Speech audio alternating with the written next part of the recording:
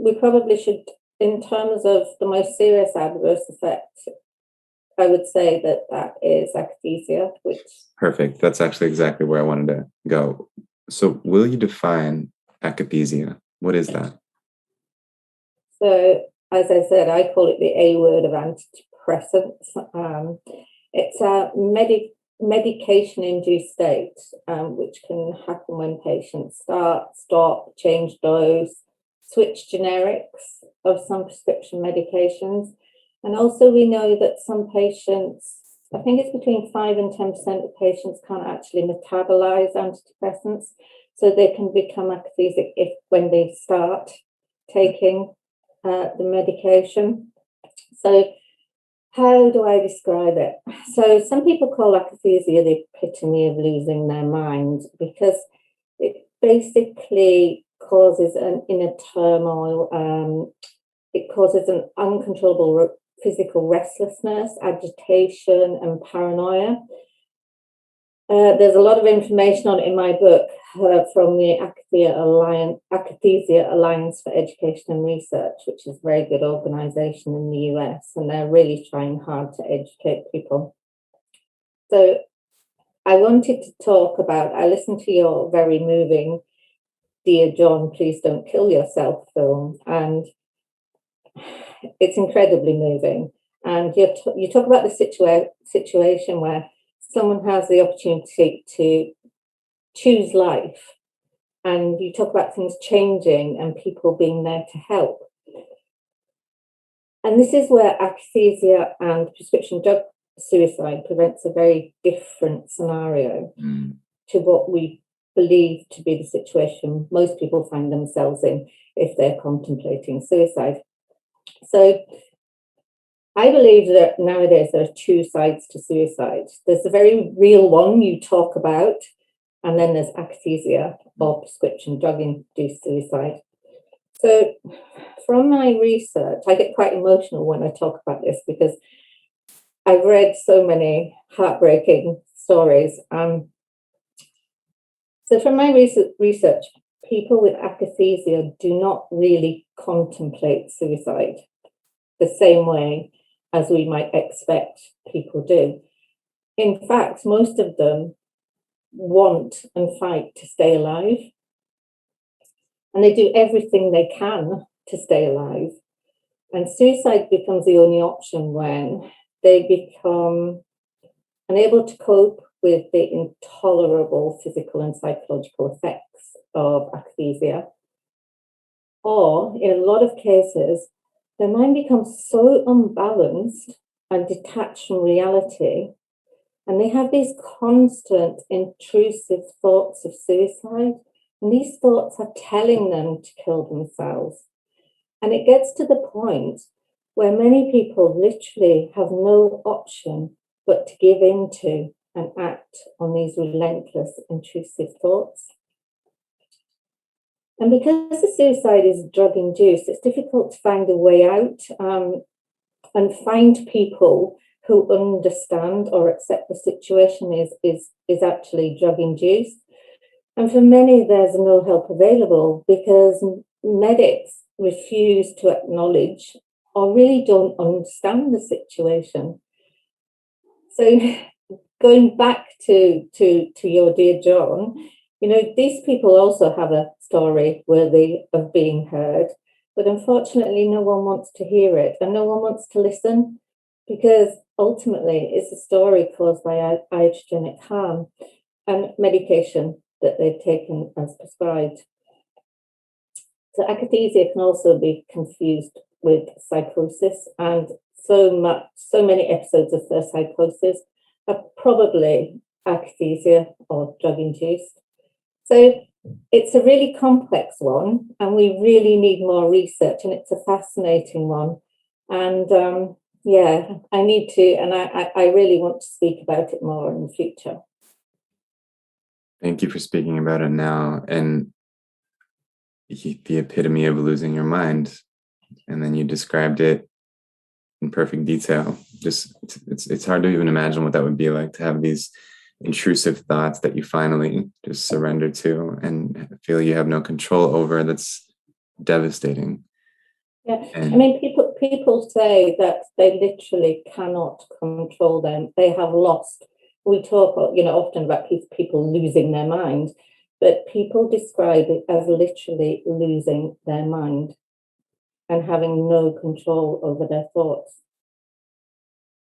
do you have a sense of what percentage of people who take antidepressants will experience this to a significant degree?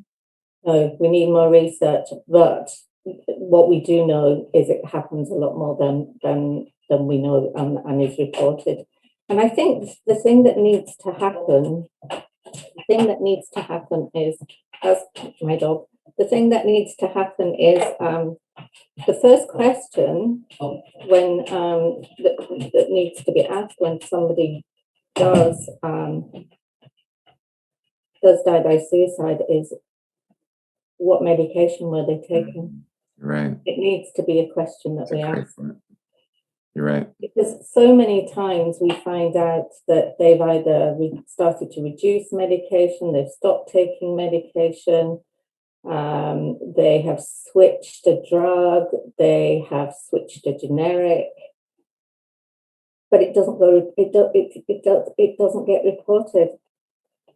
Right. There should be a database that's collecting all that information. Well, we have in the UK, and I'll send it the link, but you should look at it. We have a site called Antidepressant, and it's got about 5,500 cases of prescribed drug-induced suicide, and most of them were very young people. And so you're saying that these are 5,500 cases of people who had committed suicide, and in the autopsy report, it came to light that they had been taking an antidepressant? Yeah. Wow. In the UK alone. It's a very powerful site. And it was actually started by a guy whose young son died by suicide after starting an SSRI antidepressant. It's almost, I think my sense, like, it's interesting because I teach college classes. So one of the benefits is that you see like many large groups of people, and over time you've really kind of gotten to know like thousands of people, and in a fairly deep way, and kind of get a sense of how they think. And so my sense is that many people have heard that there's this connection between antidepressants and suicide, but it's kind of unbelievable. It sounds too ironic that the thing that's supposed to stop you from committing suicide would actually cause you to commit suicide. But I just want to really highlight that there's evidence of this, and there are. We have to remember that that SSRI antidepressants have an FDA black box warning. They have a black box warning for under 25s regarding safety and efficacy.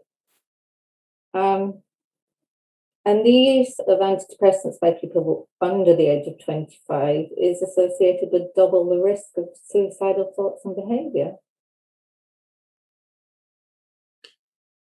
I've heard the counter argument that the only reason that you see high levels of suicide in people taking antidepressants is because they are the people who are most extremely depressed, and the drug just didn't cause it. It just couldn't quite save them. What would be your counter to that? Yeah, I'm asked so often this question. It's a difficult one, isn't it? It is. But I think that if we actually look at the hidden trials, and there's a very good book by David Healy that looks at all the hidden antidepressant trials, we will see that that's probably not the case. And I think the cases of akathisia are also evidence that the antidepressants are actually causing it, because you see someone who's well on their way, essentially. Yeah. And we need more awareness. We really do. And it's frightening. It's frightening that we're doing this to our children and young people. The other devastating thing about this is the difficulty in withdrawing. And I often, I've pointed this out before too on this podcast, and I feel like it's worth repeating, that when we think of someone coming off of heroin or methamphetamine or a street drug, number one, the advice is always, yes, you should sober up. No one would disagree. No one would be like, yeah, you should stay on heroin. You should figure out a way where you can like keep it in your life. Same with methamphetamine. But the perception of, let's say, methamphetamine and Adderall, the differences in the perception of those two drugs is extremely disproportionate to how different they really are. Yeah.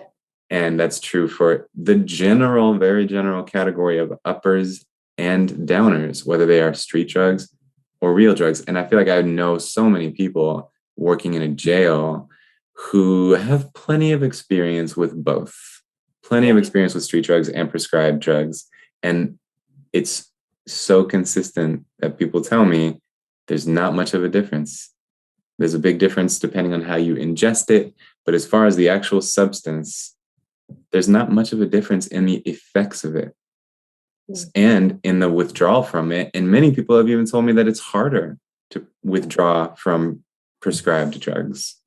Well, benzodiazepines in particular, many people say that it's harder to withdraw from benzos than it is to withdraw from heroin. Yes, I've literally heard that.